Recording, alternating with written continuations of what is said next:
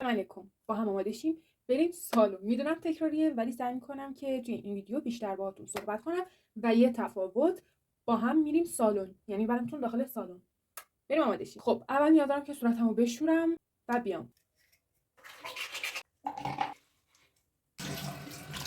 تا صورت نرم داره مرطوب کننده بزنم.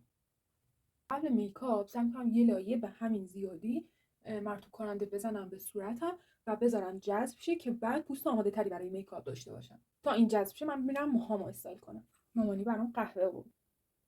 بچه ببینید الان اون حجم از مرطوب کننده جذب صورت من شد. مرطوب کنندم تموم شده، همونجور که میبینید تهش در اومده. مرطوب کننده جدید خریدم. شاید براتون سوال باشه که این همه مرطوب کننده زدی چرا بازم میخوای بزنی؟ شیو.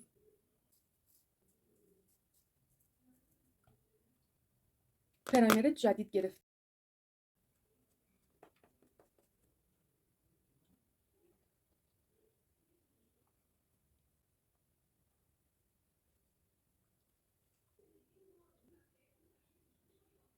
خب برم سریع لباس عوض کنم.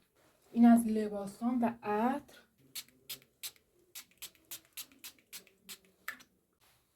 بریم سالن که بهتره کنیم.